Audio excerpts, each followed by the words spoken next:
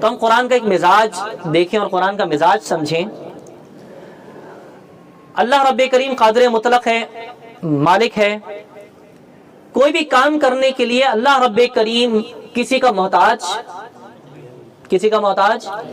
نہیں ہے۔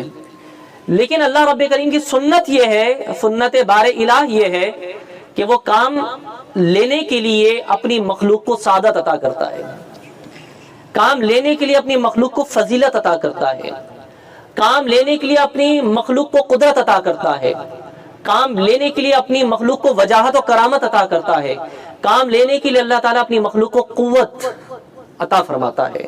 یہ ساری کی ساری عطائی چیزیں اللہ کی جانب سے ہیں۔ فرشتے اللہ کی مخلوق ہیں،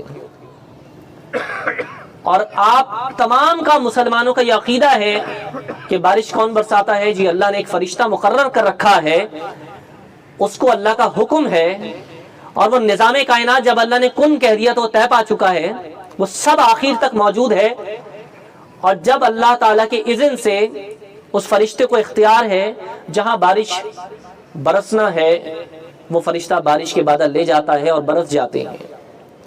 اب یہ اللہ نے برسایا یا فرشتے نے برسایا؟ ایک سوال ہے۔ اسی طرح سے رزق بانٹنے کے لیے ایک فرشتہ مختص ہے، وہ رزق پہنچا دیتا ہے۔ آپ مانگتے اللہ سے، پہنچاتا کون ہے؟ کون پہنچاتا ہے؟ فرشتہ۔ روح پھونکنے کون آتا ہے ماں کے بطن میں؟ کون زندگی دیتا ہے؟ اللہ۔ لیکن روح پھونکنے کون آ رہا ہے؟ فرشتہ۔ موت کون دیتا ہے؟ اللہ۔ لیکن روح قبض کرنے کون آتا ہے؟ فرشتہ۔ یہ اللہ نے اتنے بڑے بڑے اختیارات فرشتے کو دے رکھے ہیں، اور فرشتوں کے سردار کون ہیں؟ جبریل امین۔ اور جبریل امین آمنہ کے لال کے گھر کے خادم ہیں۔ وہ در مصطفیٰ پر بار بار آنا جانا اپنے لیے سعادت سمجھتے ہیں۔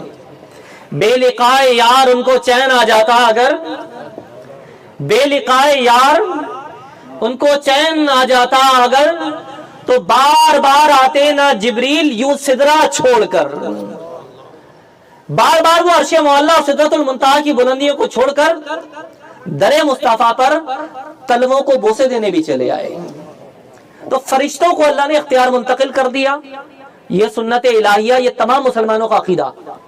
تو کیا کوئی اس کو کہے گا کہ آپ نے اللہ کے اختیارات میں شرک کر دیا ہے؟ یہ ہم نے نہیں کیا، بلکہ اللہ اپنے قرآن میں بیان فرماتا ہے کہ میں نے فرشتوں کو ان کاموں کے لیے قوت عطا کر دی، اختیار دے دیا، اللہ نے عطا کر دیا۔